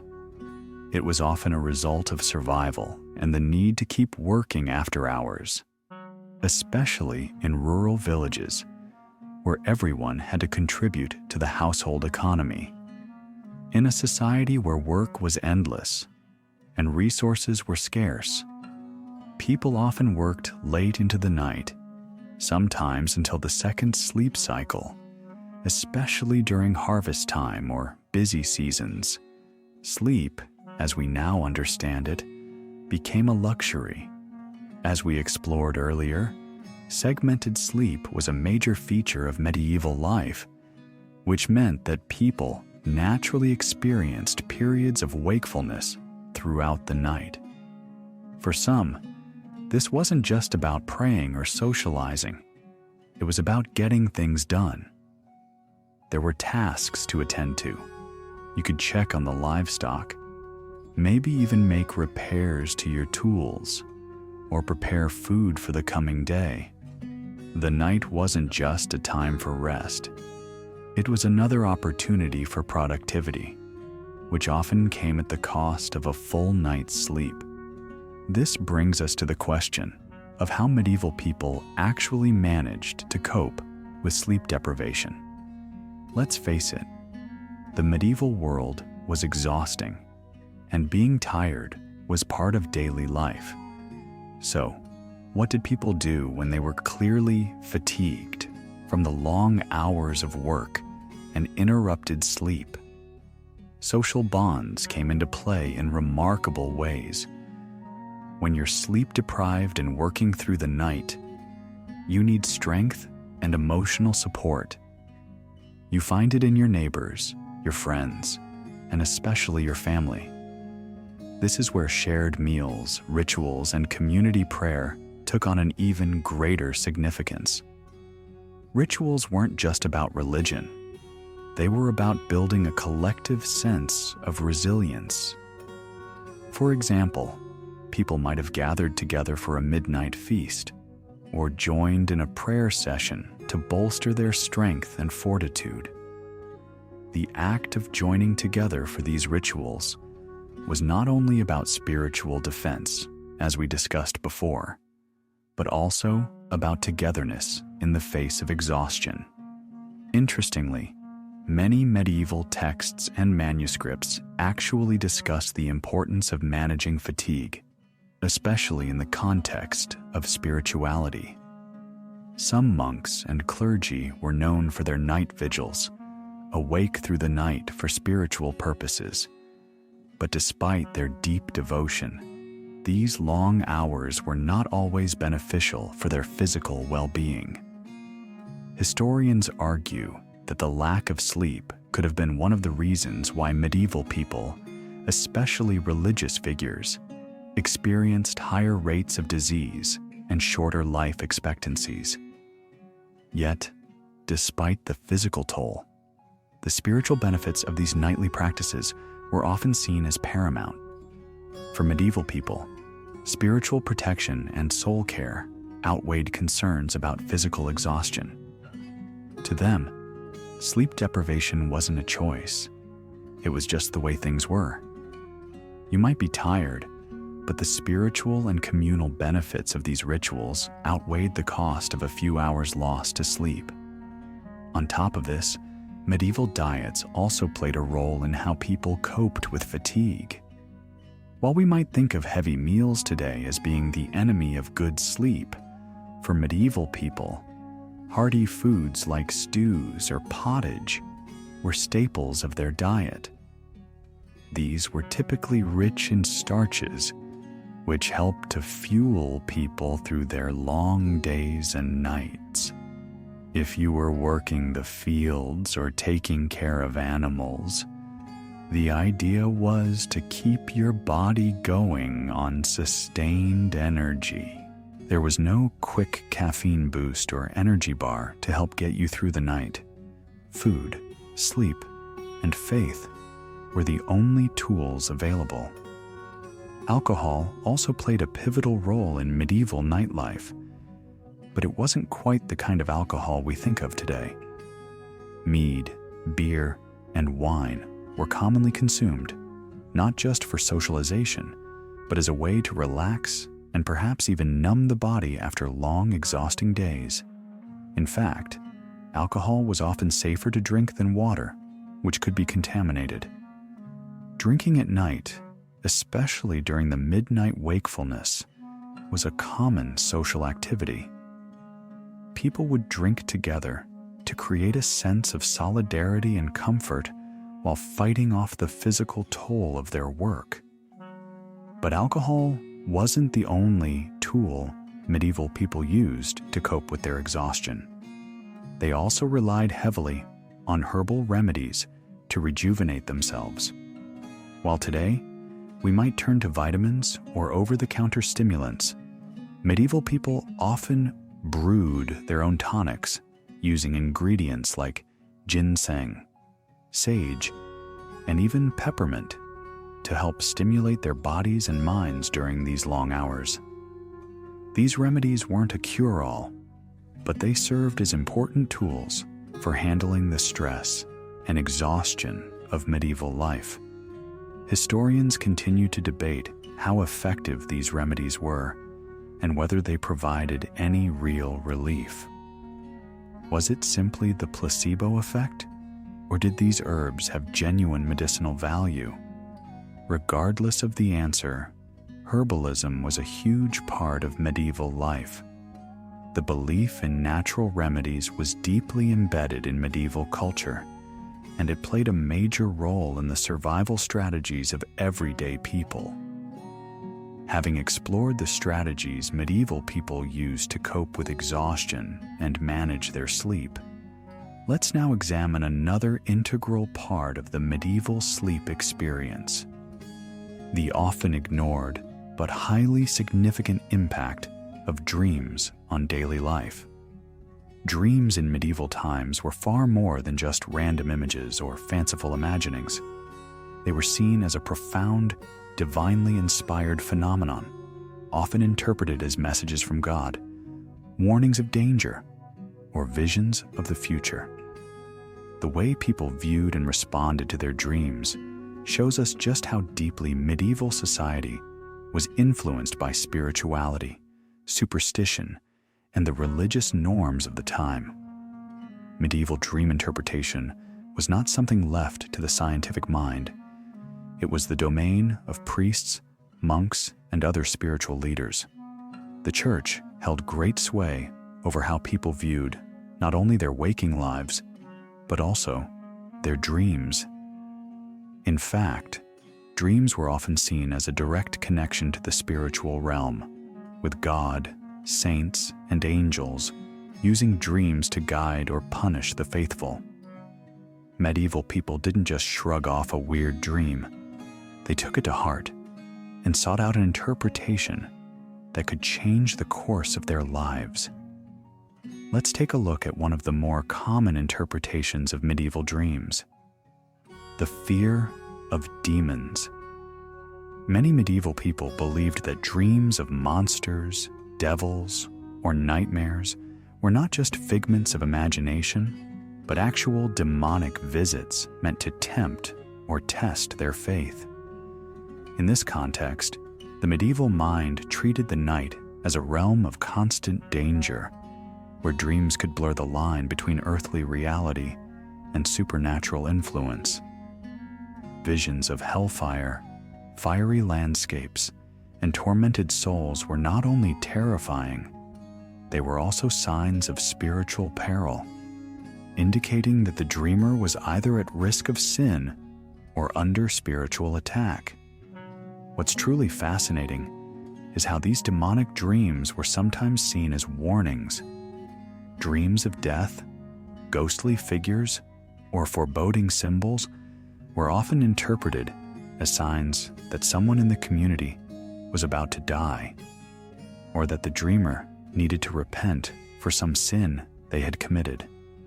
There are even records of medieval dreamers who, after having particularly vivid or terrifying nightmares, would seek out confession or penance to cleanse their souls. Dream interpretation, thus, was not just a means of spiritual guidance, but also a way to maintain social order. People used dreams as a barometer for their spiritual health, and any unsettling dream could prompt a search for moral clarity. Historians still debate whether these beliefs were based on genuine psychological phenomena or were simply cultural fabrications. Were medieval people really more susceptible to sleep disturbances and nightmares due to their harsh living conditions? Or were these dreams entirely shaped by the religious atmosphere? Either way, it's clear that dreams in the medieval period were far from insignificant. They held the power to shape decisions, guide behavior, and even influence life choices. It wasn't just bad dreams that held significance. Good dreams, too, were seen as divine messages. If someone dreamed of angels, saints, or blessed visions, it was considered a divine blessing, a sign that God was watching over them. These dreams often led to spiritual affirmation and a sense of being protected. The influence of these dreams wasn't just personal, it affected entire communities. Church leaders would often interpret dreams on behalf of the public, and those dreams could help steer the entire course of a village's or town's actions. For example, a community might believe that a dream of an angel urging them to pray would result in a bounty of crops, or a dream of a saint's vision would ensure the town's protection from disease. Dream books and dream interpreters were also quite popular during the medieval period. These books contained lists of dream symbols and their meanings.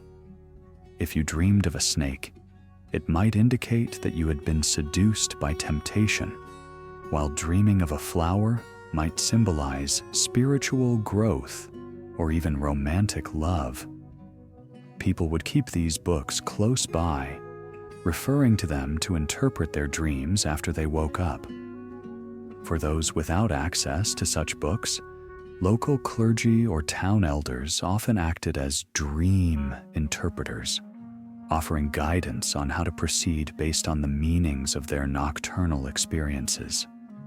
One curious aspect of medieval dream interpretation was the degree to which sex played a role in their meaning. It's not surprising to hear that dreams of intimacy were often linked with spiritual conflict.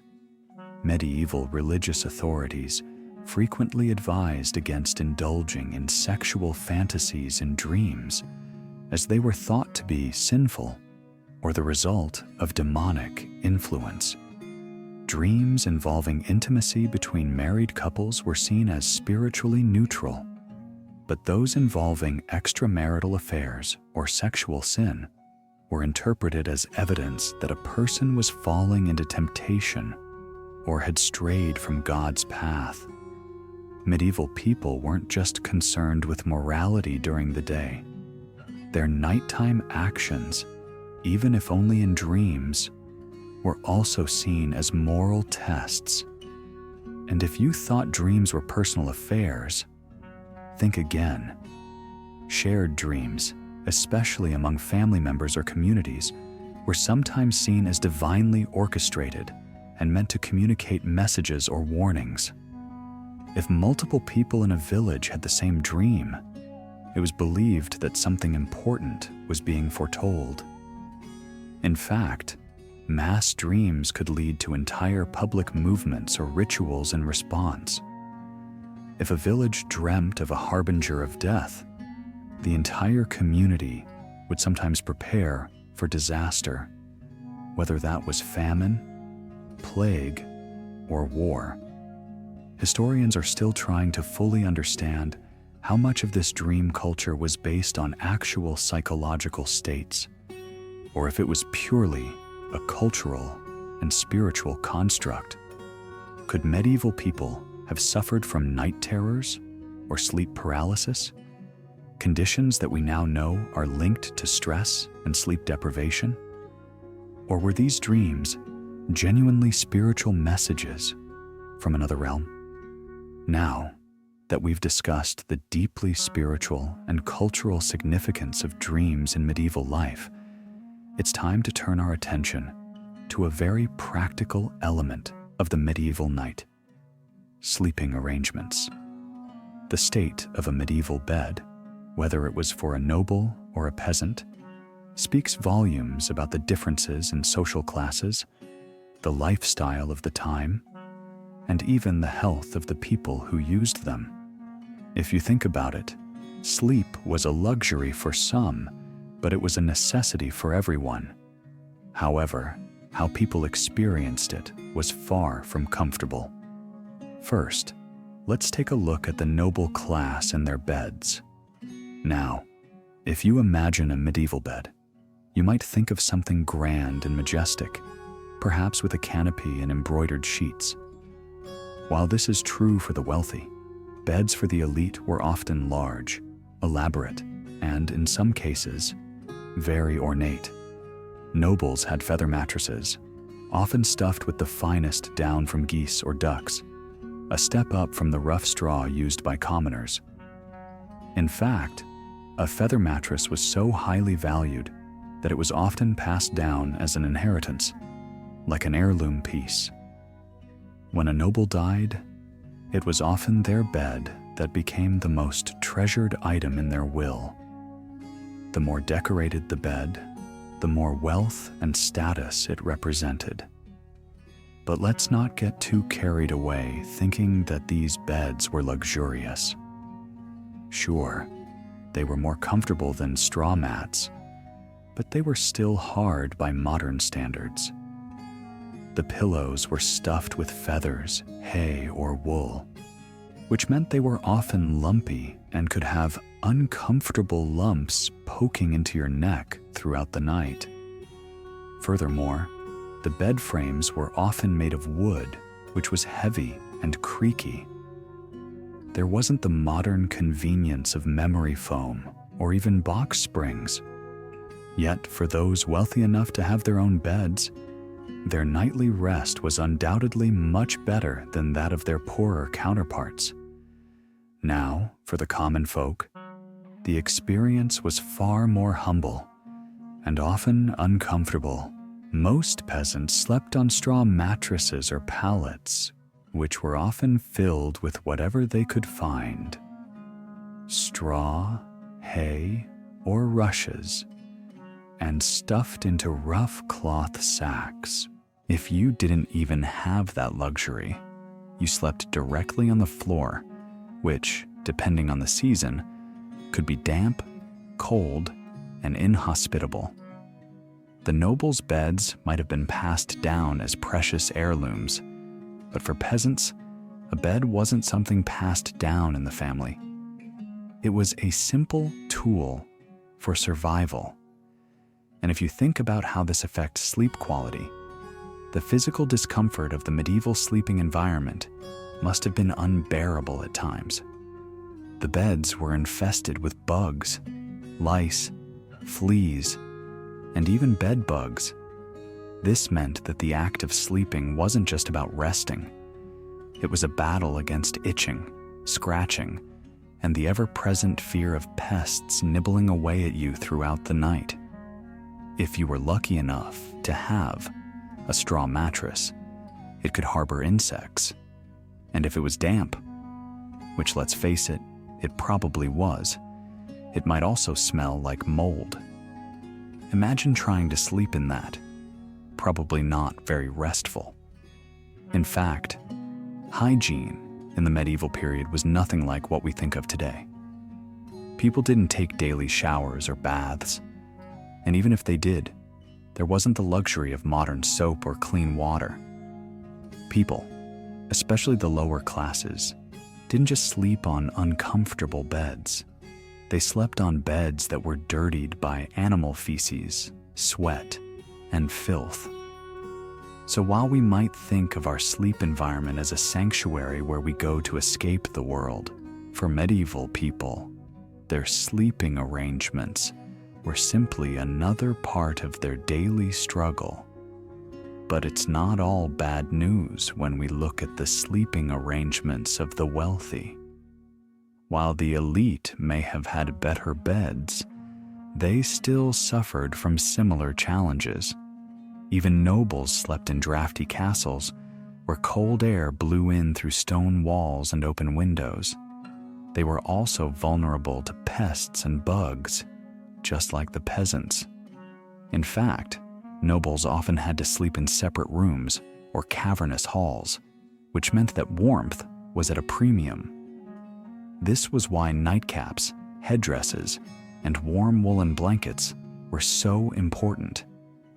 Despite the perceived luxury, the wealthiest individuals still had to contend with the elements and the discomfort that came with medieval living. Let's not forget the communal aspect of medieval sleep. Families often slept together, not just for warmth, but for safety.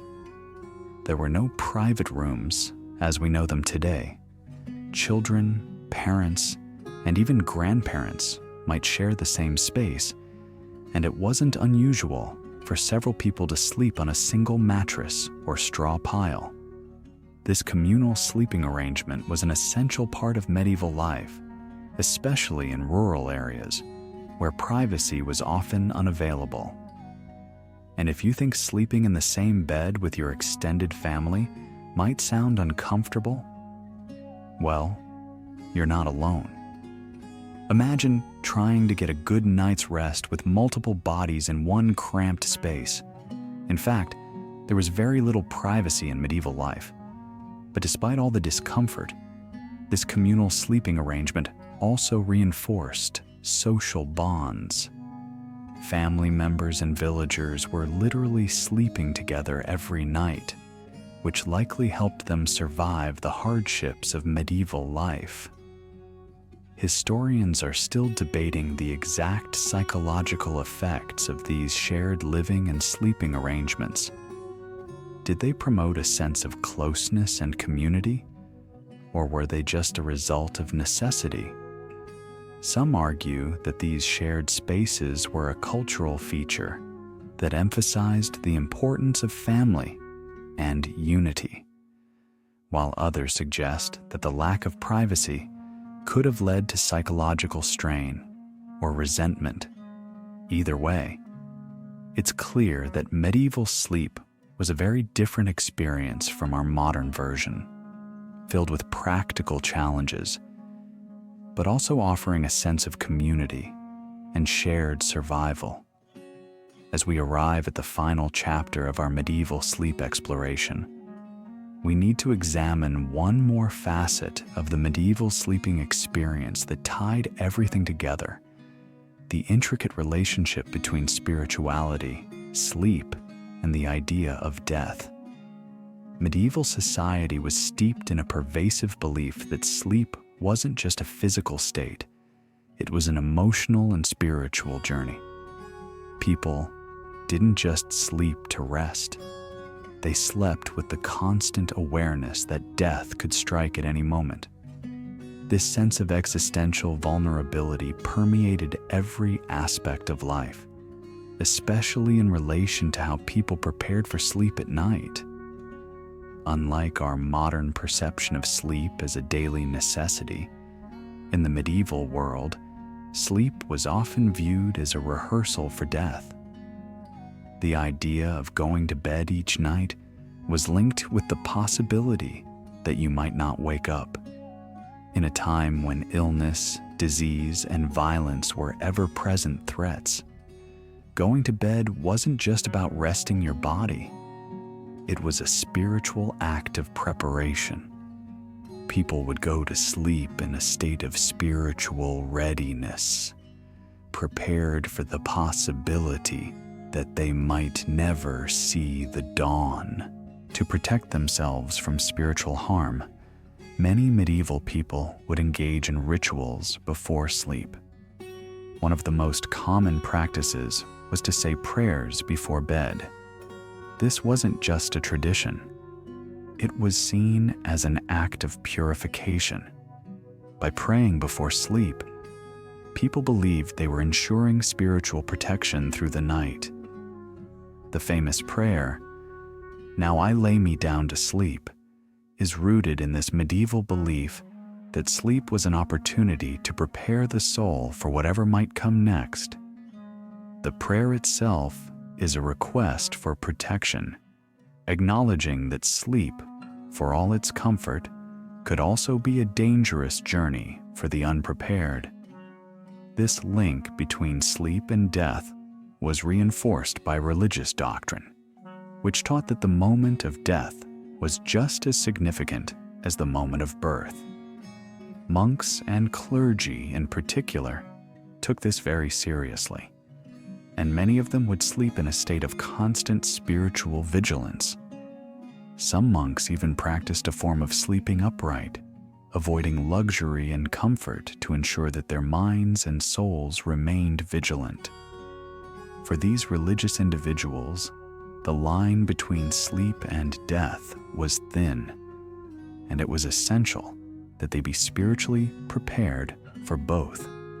In rural communities, where death and disease often struck without warning, the idea of sleep as a form of spiritual preparation was even more pronounced. In many instances, people would sleep in groups, perhaps to ensure that if one of them died in their sleep, the others would be there to pray for their soul. This practice of communal sleep wasn't just about warmth or safety. It was also about ensuring a communal passage to the afterlife. But what happens when we consider death during sleep in the broader context of medieval beliefs? It was common for people to consider dying in their sleep as a blessing or a grace. In a time of constant war, plague, and poverty, a peaceful death, free from suffering, was viewed as the ideal end.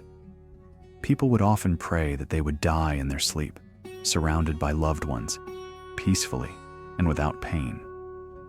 This belief was so ingrained that for many, going to sleep was a form of surrender, a final act of trust in God's will. The fear of death in sleep was especially pronounced in older people, who often prepared for death by organizing their affairs, praying for forgiveness, and gathering their family members around them. For these individuals, sleep was often a time of reflection on their life's deeds, as well as a chance to reconcile with God. Medieval texts are full of stories of people who made a final confession or said their last prayers before going to sleep, knowing that they might not wake up. For many, these last acts were seen as the only safeguard against the afterlife, a way to ensure that their souls were ready for what lay beyond. In addition to prayers, physical symbols of spiritual protection were commonly kept by the bed, such as holy relics, crucifixes, or sacred texts. People believed that these objects provided divine shielding against evil spirits that might invade their dreams or their sleep. Some even slept with amulets or charms made of holy materials, convinced that these objects had the power to keep them safe from harm and guide their souls to heaven. Another fascinating aspect of this interplay between sleep and death was the medieval belief in sleep as a dream state of prophecy. If someone had a dream of death, they were often believed to have received a divine warning. In this way, dreams and sleep weren't just seen as random occurrences. They were spiritual events that could reveal deeper truths about the individual's fate. For example, if a person dreamed of themselves lying in a coffin, it was often interpreted as a warning that death was near. In some cases, People would even prepare for death after such dreams, making arrangements for their funeral or giving away possessions.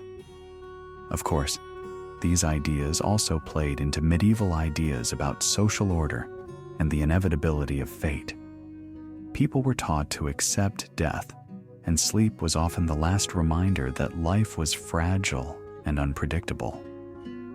As historians have pointed out, medieval people lived in a world where life expectancy was short, and death was a constant presence. This sense of inevitability made people all the more likely to view sleep not just as a physical necessity, but as a spiritual act of surrender to the divine order. By understanding how the medieval worldview intertwined sleep with death, we can better appreciate the depth of their connection to the spiritual realm. For them, sleep wasn't just a time for rest. It was a ritual, a transition, and a spiritual act that reminded them of their place in the grand, mysterious order of life and death. As we bring our journey through the medieval night to a close, we find ourselves standing at the threshold of a world that blends tradition, mysticism, and vulnerability. The people of that distant past may seem strange to us, living without our conveniences, guided by beliefs we often deem outdated. Yet one thing binds us together across time: the centrality of sleep to our survival, our healing, and our sense of self. Though shaped by vastly different realities, their sleep, like ours, was a powerful and necessary ritual. In today's world, we tend to see sleep as a functional process. It's a pause in the day, a break to restore energy, a bodily requirement we try to optimize through science, tech, and pharmacology. We wear smartwatches to monitor our sleep cycles, download apps to calm our racing minds, and measure sleep quality like a performance metric. But what if we reframed sleep, not as a means to an end, but as an experience in and of itself? In medieval times, sleep was infused with meaning. It wasn't just rest, it was a sacred passage. People didn't merely fall asleep, they prepared for it. Prayers, spiritual reflection, and community rituals. Sleep became a liminal space between life and death, between the known and the unknown. The night was feared, yes, but also honored. In a time when death was never far away, sleep was a rehearsal for eternity, a surrender to powers beyond the self. Compare that to our modern sleep rituals, if they can be called that at all. Many of us end our days scrolling through news feeds, binge-watching shows, or mentally replaying tomorrow's to-do list. We bring stress into our beds and wonder why rest eludes us. We have all the tools to sleep better, but often lack the mindset. What we've lost is the soul of sleep, its spiritual and emotional depth. So, what might we rediscover from the medieval mindset? We could begin by treating sleep as a sacred practice again, not in a religious sense necessarily, but as a conscious, meaningful ritual. What if, before sleep, we allowed ourselves a moment of reflection, expressing gratitude, letting go of worries, or simply breathing with intention? The medieval person didn't see sleep as time lost, but as time offered. Their beds were not just places of rest, but altars of humility and hope. And there's something else we can learn: the role of community in rest. Unlike today's highly individualized lifestyle, people once slept close together. Families, even villagers, sharing space for warmth and protection. Rest was communal, shared. It created bonds. In today's disconnected society, sleep is often solitary, and so are our burdens. What would it look like if we approached rest not only as individuals, but as members of a collective? checking in on each other's well-being, fostering calm environments, and supporting healthy sleep habits as a social norm. Let us not overlook the resilience of medieval sleepers. Their lives were physically demanding. Sleep was often interrupted by fear, by cold, by responsibilities, and yet they carried on. They endured through rhythm, belief, and shared meaning. Today, burnout plagues millions. Perhaps resilience begins not with working harder, but with reclaiming sleep as a source of emotional and spiritual strength, not just physical restoration. Importantly, medieval sleepers embraced uncertainty. Night was a time of unknowns, plague, spirits, divine visitations. But instead of avoiding it, they faced it head on. With prayers, amulets, and rituals, they didn't eliminate fear, but learned to sleep with it. In our age of anxiety, over climate, war, identity, purpose, could we not benefit from similar courage? Not trying to banish fear, but learning to rest despite it? As we step away from the dim candlelight of the medieval bedroom and return to our modern homes filled with LED screens and white noise machines, perhaps we can carry with us more than just curiosity. Perhaps we can carry wisdom, a deeper appreciation for sleep, not as an inconvenience or a nightly shutdown, but as a sacred opportunity to reflect, to reconnect, and to restore. Maybe tonight, when you turn out the lights, you'll do so not just to recharge your body, but to release your soul into a quiet space where fear can soften, gratitude can grow, and peace can settle over you like a prayer.